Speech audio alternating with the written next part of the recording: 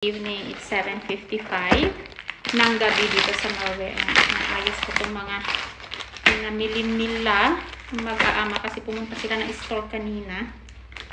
Yan, para bumili ng mga babaonin nila sa school bukas. Last day nila ng school bukas ng mga bata, kaya pwede silang magdala ng mga biscuits, sodas, hindi soda, ano pa yung juice at saka chips. So, ayan. So, kanya-kanyang, pareho silang Oreo yung tatlo.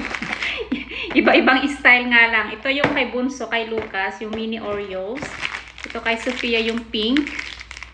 Ayan. Ito kay Isaac, yung double cream. So, yung mga anak ko ay mahilig sa Oreo. At isa-share nila ito sa mga classmates nila bukas. So, ayan. So, ayan ang dadalhin nila. Tapos nyo itong mga nag-sale daw guys itong mga chocolates, or sale talaga yung mga chocolates ngayon ang anong bumili. Ayan, kaya napabili sila si Mr. ng maraming chocolates. Ito yung chocolates na gustong gusto ni Isa, pero syempre hindi naman agad-agad lahat kakainin, lang uunti-unti. Tapos ang tagal pa ng expirations niya, September 2025. Ayan, ito yung traditional Norwegian chocolate. Milk chocolate. 29 ata ngayon ang isa. Usually it's 30 plus, 35 or something. Depende sa store kasi iba-iba yung presyo nila. Tapos ang mga ito ay ireregalo ni Sofia sa mga teachers niya. Yan.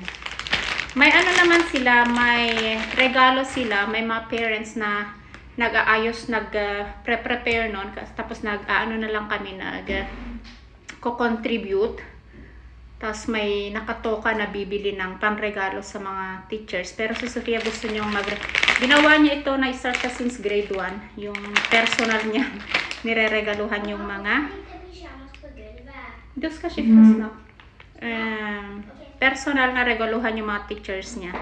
Tapos dito guys, hindi sila nag-exchange gift yung mga estudyante dito. Pero si Sofia na naman ay binigyan niya ng gifts yung mga closest, closest friends niya. So, yon.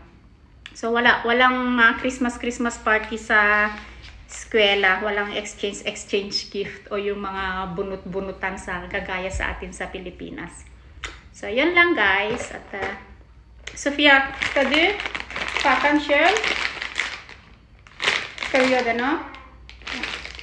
yan lang. Thank you guys for watching.